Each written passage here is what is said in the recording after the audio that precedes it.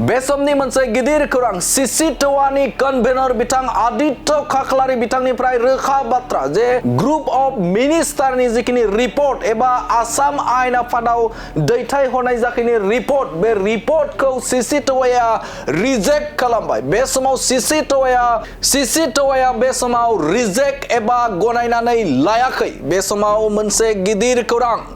बिथां आदित्य खाख्लारि बिथांनिफ्राय रोखा बाथ्रा जे मोनद' हारिनो ST होनायखौ लानानै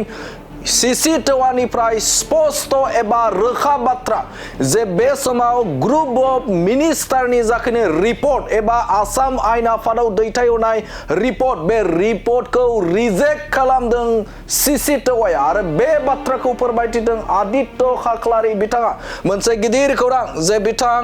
आदित्य खाख्लारि बिथाङा रोखा खालामना होदों जे बे समाव ग्रुप अफ मिनिस्टारनि जिखिनि रिपर्ट बे रिपर्टखौ रिजेक्ट खालामदों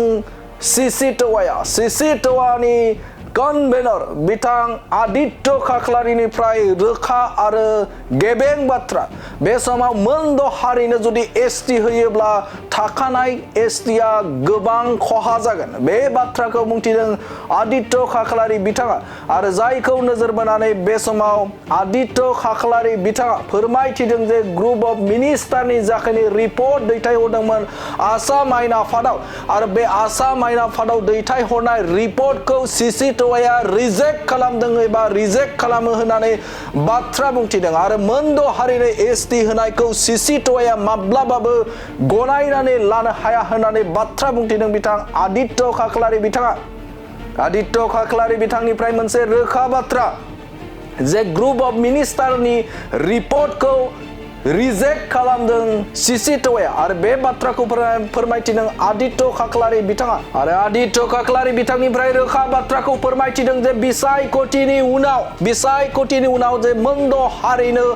ST होनो थाखाय बिथांखि लानाय आसाम आयेन आफादाव एबा ग्रुप अफ मिनिस्टारनि गेजेरजों मिरुसिम दैथायहरनाय जाखिनि लिरबिदां बेनि सायाव गोख्रोङै सोमावसारगोन CCTOA होननानै बाथ्रा बुंथिदों जे बिथां आदित्य खाख्लारि बिथाङा। बे समनि मोनसे गिदिर खौरां बिथां आदित्य खाख्लारि बिथाङा बुंथिदों जे बिसायख'थिनि उनाव मोनद' हारिनि ST होनो बिथांखि लानायखौ जेरैखि जाया होबथानो थाखाय गोख्रों भाबै सोमावसारगोन होननानै बाथ्रा फोसावथाय होदों बिथां आदित्य खाख्लारि बिथाङा। जोङो कोअर्डिनेशन कमिटि अफ द ट्राइबल अर्गेनाइजेशंस अफ आसाम एबा सुंद'यै CCTOA नि जानानै जों बे गभर्नमेन्टनि जा ग्रुप अफ मिनिस्टार्सनि रिपर्ट बे रिपर्टखौ जों रिजेक्ट खालामदों आरो मानोना बे मोनद' हारिया ST जायोब्ला दानि थाखानाय STफ्रा जोबस्रांगोन जोबोद खहा जागोन जोंहा पलिटिकेलि ससियेलि इक'नमिकेलि बा एडुकेसनेलि जोङो एक्जिस्टिं ट्राइबेलफोरा गोबां खहा जागोन आरो जोबस्रांगोन जोंखौ डेस्ट्रय खालामनायनि बे मोनसे गभर्नमेन्टनि पलिसि ओंखायनो जों CCTOA बेखौ मानिना लानो हायाखै जों थोंजोङैनो बेखौ रिजेक्ट खालामखादों। ग्रुप अफ मिनिस्टारनि जा रिकमेन्डेसन आरो बे रिकमेन्डेसनखौ नायबिजिरनो थाखाय जों कनसालटेटिभ ग्रुप मोनसे दादोंमोन। बे कनसालटेटिभ ग्रुपनि चेयारपार्सना जादोंमोन सुहास चाकमा हिउमेन राइट वार्कार बिथांनि माने दैदेननायाव बे कनसालटेटिभ कमिटिया नायबिजिरनानै नुबाय जे बे पपुलास एन्ड एडभान्स ग्रुपफोरा ST स्टेटास मोनोब्ला जोंनि थाखानाय माने मोनजिब्रै कमिउनिटि आरो बे फिसा कमिउनिटि आरो जोंनि टोटेल पपुलेसना जादों अनलि 45 लाख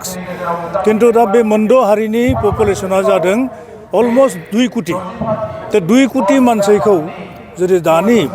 45 लाखल' मानसिनि सायाव जुदि जाबसिननानै होयो जोंनि बे एबरिजिनेल ट्राइबेलफोरा गोबां खहा जागोन ओंखायनो जों बेखौ थोंजोङैनो रिजेक्ट खालामखादों आरो जोङो अपोज खालामलांबाय थागोन।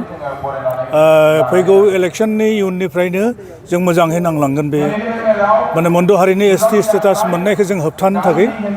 जिकुनु पर्यायसिम जों खामानि मावनो रेडि थाखाबाय आरो माजों राजनितिकनि दोहौजों बोरैबा बुंस'हायै मिथिस'हायै बायदि STआ जुदि जामारोब्ला मा राहा लागोन?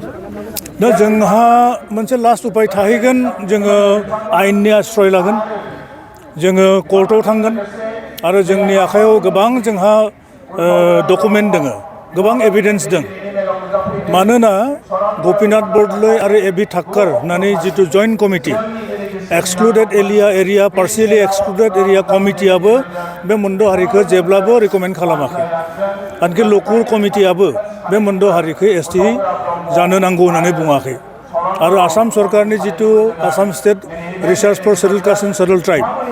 बे इन्स्टिटिउसनाबो जेब्लायबो बिसोरखौ एसटि जानांगौ होननानै बुङाखै बरन्स अबिसि हिसाबैसो बिथांमोनखौ स्टेटास होदों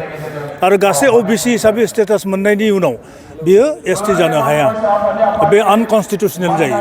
ओंखायनो जोङो जुदि सरकारा गोब्राबैनो बिथांमोनखौ जुदि एसटिनि मर्यादा होयोब्ला जों कर्टआव थाङो जों सुप्रिम कर्टआव फाइट खालामगोन जागोन